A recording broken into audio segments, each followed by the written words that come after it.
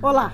Hoje o assunto no mundo político é juventude e democracia na América Latina, que tem tudo a ver com internet e redes sociais. Um estudo com esse título foi realizado aqui no Brasil, na Argentina, no México e na Colômbia.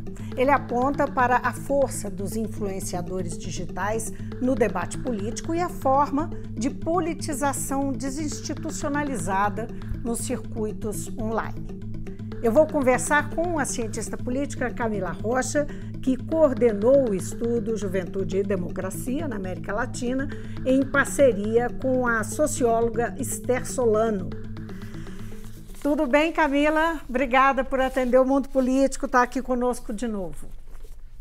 Obrigada a vocês pelo convite. Camila, vamos começar pelo objeto do estudo, não é? Quem é o jovem que vocês pesquisaram, tanto no Brasil quanto em outros países, como eu mencionei, da América Latina?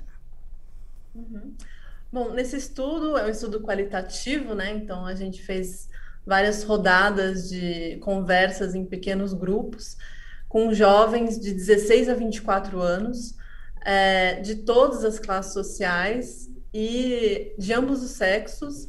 E, principalmente, a gente escolheu 3 perfis políticos, né? Vamos dizer assim. Então, a gente pegou jovens que votaram em candidatos que estavam à esquerda, né? No espectro político partidário, à direita, e também jovens que ou não foram votar ou não se identificavam com nenhum dos candidatos a presidente, né, de esquerda ou direita. Então, foram essas as pessoas com quem a gente conversou. Uhum. E como é que esses jovens se informam? Que essa era uma questão, não é, que foi colocada pelo estudo. Como é que eles se informam sobre política? Não é? O que tem de novo que o estudo traz para nós? Olha, uma coisa, né, diferente que a gente descobriu é que os jovens, a formação política dos jovens, ela acaba sendo muito incidental, no sentido de que eles costumam ter acesso, principalmente a manchetes, né, de notícias que geralmente estão relacionadas a polêmicas, a conflitos, do mundo da política, e que vêm para esses jovens, chegam nesses jovens principalmente por redes sociais, né? Então, via WhatsApp, Instagram, Facebook, TikTok. Bom, para além disso também, claro, quando eles têm, né, uma curiosidade, querem se aprofundar sobre algum tema ou querem buscar alguma coisa, eles também, né, vão buscar no Google e procuram sites da imprensa tradicional. Mas é importante dizer que, assim, nenhum deles disse assistir jornais de televisão, comprar jornais impressos, né, revista impressa, é tudo online. Uhum. Agora, o estudo aponta a força dos influenciadores digitais, que não são necessariamente pessoas que tratam de política, estão tratando, em geral, é entretenimento, não é? Eu queria entender exatamente como é que pode andar junto, como é que vocês identificaram um ambiente que tem um influenciador que está lidando com entretenimento, ser ao mesmo tempo um influenciador político. Uhum. Bom, essa influência política, ela não acontece no sentido dos influenciadores, por exemplo, apontarem, por exemplo, caminhos estritamente partidários, né? Pô, apoio esse candidato, apoio esse partido.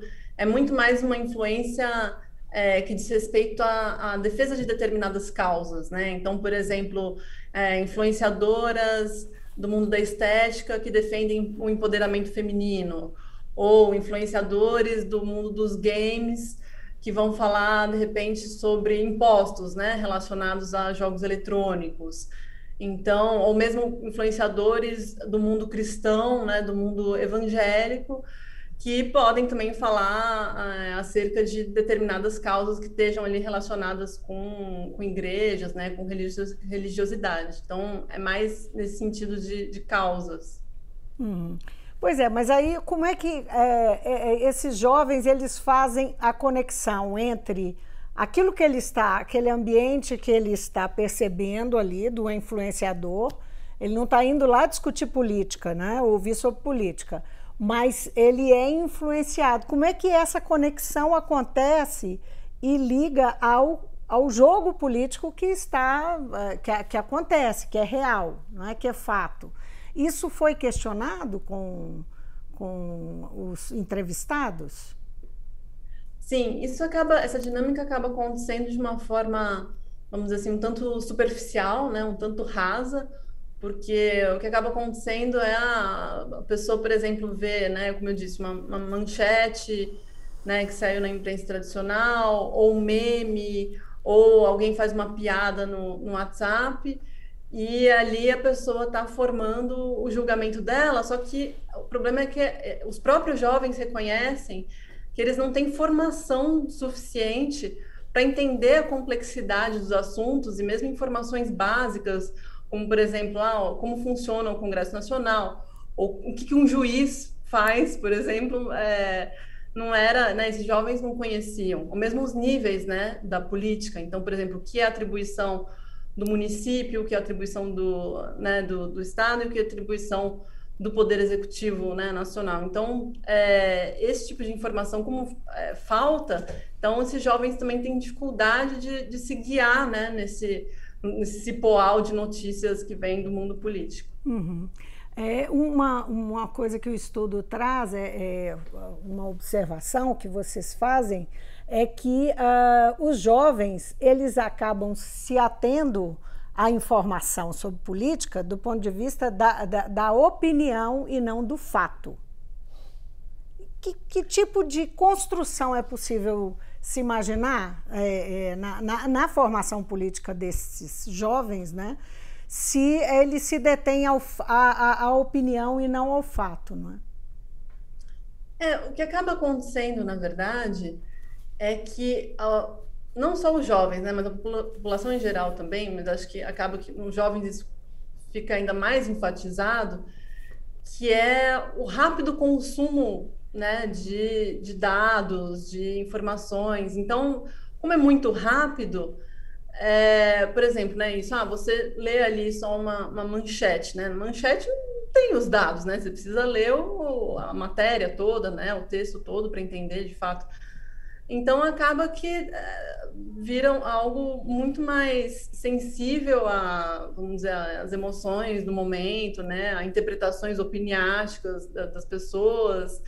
E eu acho que às vezes, muitas vezes, as próprias matérias da imprensa às vezes são também produzidas com o objetivo justamente de conseguir maior atenção, né? De ter mais curtidas, de ter mais repercussão. Então, acho que é um circuito, né? Que se retroalimenta. Acho que a gente também não pode só entender isso como uma coisa que vem só dos jovens, né? Existe todo um modo de funcionamento do noticiário político online, né? Vamos dizer assim.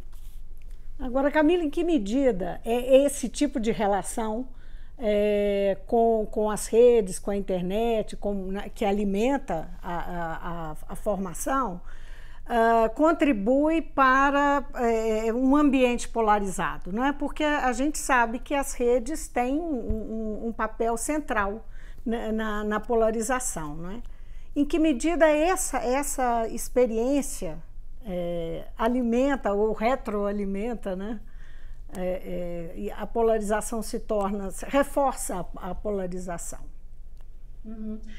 Então, na medida em que esse consumo de informações ele acaba sendo muito superficial e muito baseado, né, em manchetes polêmicas, né, vamos dizer assim, em fatos, em questões conflituosas, o que acaba acontecendo é que grande parte desses jovens, e nisso é importante ressaltar, né, que o estudo foi feito em 4 países diferentes e a gente teve resultados muito parecidos, é que os jovens passam a enxergar a política como uma guerra, né, em que você só tem inimigos e que é muito difícil de construir consensos. Então, eles próprios, por exemplo, veem a política como vamos dizer assim, algo que você tem que necessariamente escolher um lado e ficar se expressando, né, fielmente do lado, né, daquele lado que você escolheu, né? Então, e tem todo um medo de ser cancelado, por exemplo, de repente, se você tiver uma opinião destoante, né? Então, isso faz com que vários desses jovens que a gente entrevistou optem por se resguardar da política, por falar, não, essa política como guerra não é uma coisa que eu quero para mim, eu não quero sofrer nenhum tipo de violência, de cancelamento, não quero brigar com meus amigos, com minha família, né? Então, prefiro me retirar dessas discussões. Uhum.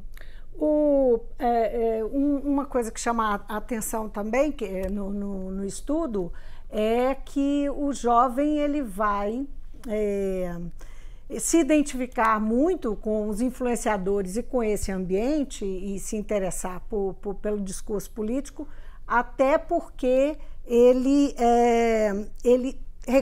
rejeita o establishment, né? Ele rejeita as instituições, né? E aí a gente está falando dos poderes constituídos, dos partidos, dos sindicatos e tal. Como é que você vê esse resultado, não é? O que ele representa em termos de formação política de uma geração? Bom, eu acho que, na verdade, primeiro historicamente, né, nas últimas décadas, já existia, né, vem se consolidando uma tendência mesmo dos jovens preferirem se organizar politicamente em coletivos, né, movimentos, enfim, em grupos, iniciativas que não sejam, né, nem partidários, nem sindicatos, né, enfim, não sejam essas formas mais tradicionais, né, de fazer política, de se organizar para fazer política, isso é uma coisa. Primeiro porque existe muita desconfiança desses formatos mais tradicionais, que são vistos pelos jovens como, primeiro, corrompidos e muito burocratizados, muito engessados, e, por fim, como espaços que são muito fechados, né, não só para os próprios jovens, mas também para as ideias, né, que a maioria dos jovens compartilha.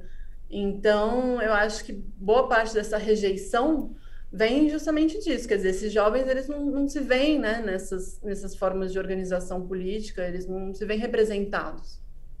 Eles se sentem já rejeitados por essa... Antes de rejeitar, eles se sentiram rejeitados pelas instituições, seria mais ou menos isso. Isso forma o perfil do antissistema, o perfil, inclusive, que é bastante alimentado, assim, no perfil, né, do presidente Bolsonaro?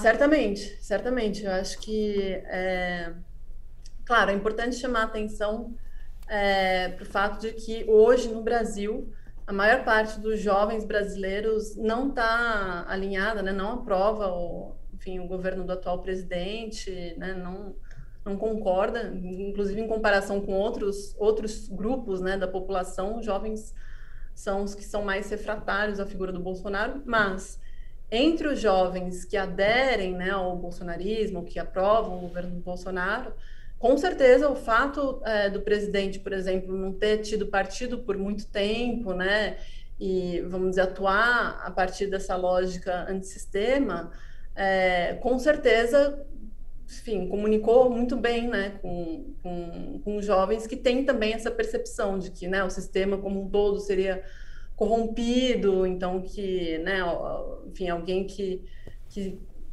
vamos dizer assim, se insurge contra esse sistema corrompido acaba sendo bem visto, né? Uhum. Os influencers estão tomando, em alguma medida, o lugar da imprensa tradicional? Olha, eu acho que sim e não, né? Eu acho que sim, no sentido de que né, esses influenciadores acabam filtrando, vamos dizer assim, muitas das coisas que são vistas, né, pelos jovens, que talvez, né, sem os influenciadores, provavelmente, talvez, né, perceberiam as coisas de uma forma diferente.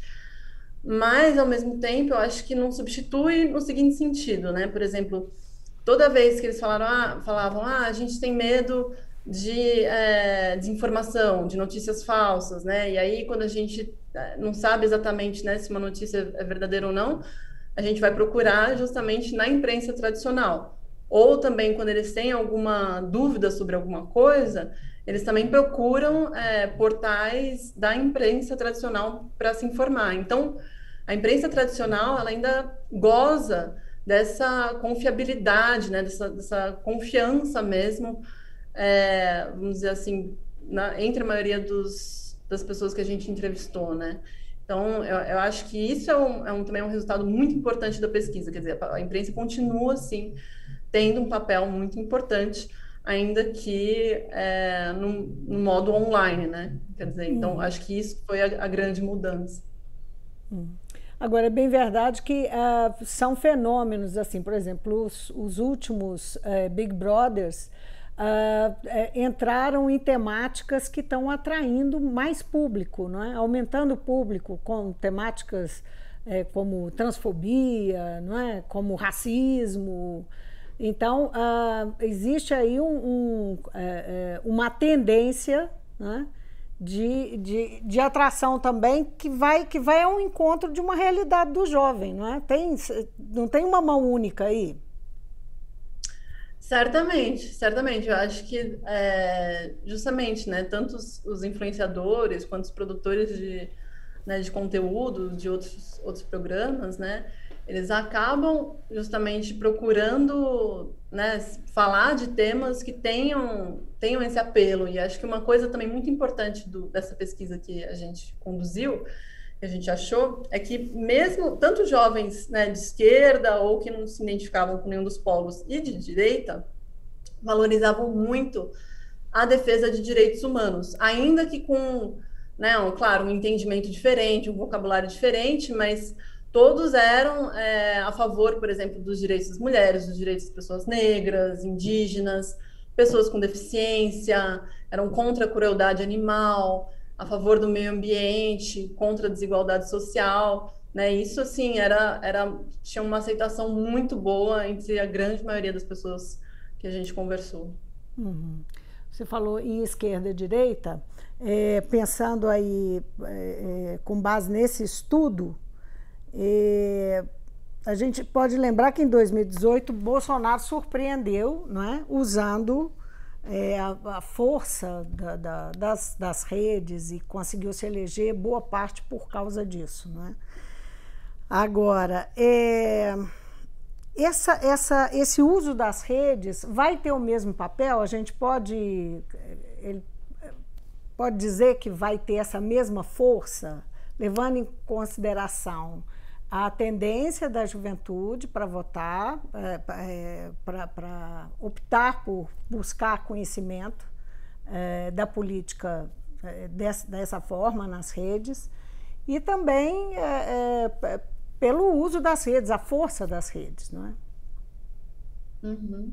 Não, eu acho com certeza. Eu acho que vamos dizer, a forma, né, com que a política tradicional operava, né, para se comunicar, com certeza isso mudou, assim, né, não tenho dúvida disso, assim. Então, quer dizer, se antes, né, existia uma definição muito clara, por exemplo, do que era propaganda política, né, do que tinha lá organizado, né, o horário eleitoral na televisão, quer dizer, teve uma mudança muito grande em comparação, né, a esse cenário, vamos dizer assim, pré-redes sociais, pré-massificação das redes sociais, na verdade, né?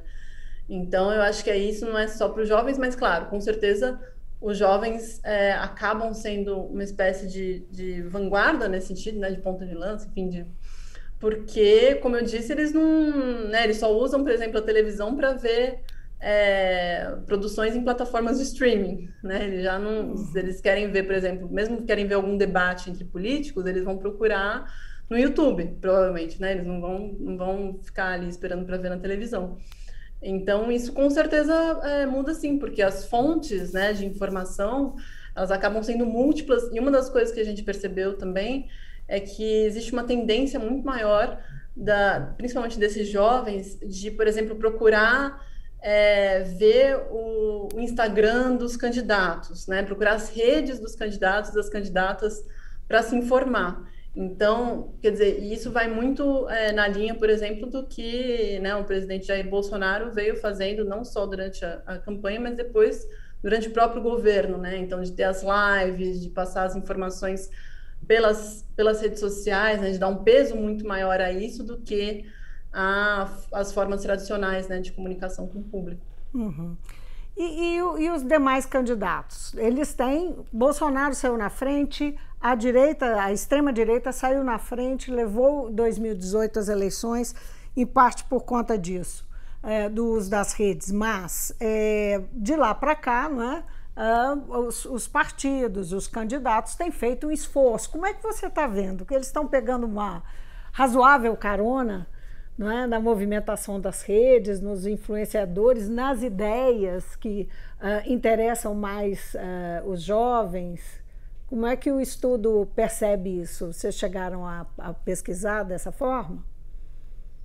Olha, na verdade, assim, eu acho que o que é importante também chamar a atenção é que, quer dizer, as redes sociais, né, toda essa organização que existe no online, ela não cria nada, né? Na verdade, ela pode acelerar alguns processos sociais, amplificar determinados processos sociais, mas ela cria muito pouco, né? Vamos dizer assim. Então,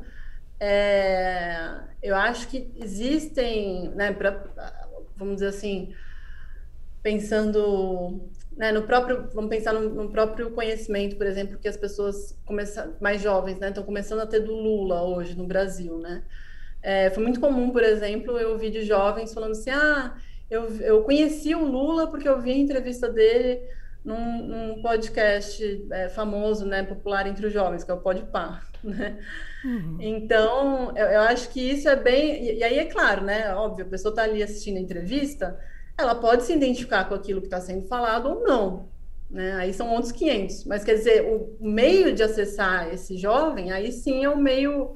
vamos dizer assim, mais, entre aspas, adequado, né? É o meio mais fácil de chegar nesses jovens, com certeza, por esses canais. Uhum. Hoje tem uma manchete na Folha de São Paulo dizendo que Bolsonaro diz a influenciador que não seria difícil acertar um tiro em gordinho como ele. É uma resposta, o influenciador faz uma crítica a ele porque Bolsonaro teve dificuldade num estande de tiro de atirar e tal. E ele imediatamente responde e vira manchete da Folha de São Paulo, né? E naturalmente repercutiu nas redes e tal. Isso é uma, digamos, um exercício, melhor que um exercício, isso é já uma movimentação eleitoral, né? Quer dizer, usar esse movimento, essa fala e responder da forma que respondeu, né, enfim, como um recurso eleitoral? Com certeza, esse tipo de atitude, né, pensando que a gente está num ano de comportamento, né, pensando que a gente está num ano eleitoral, justamente cai nessa zona cinzenta, da qual eu estava falando, do que é ou não propaganda política, né?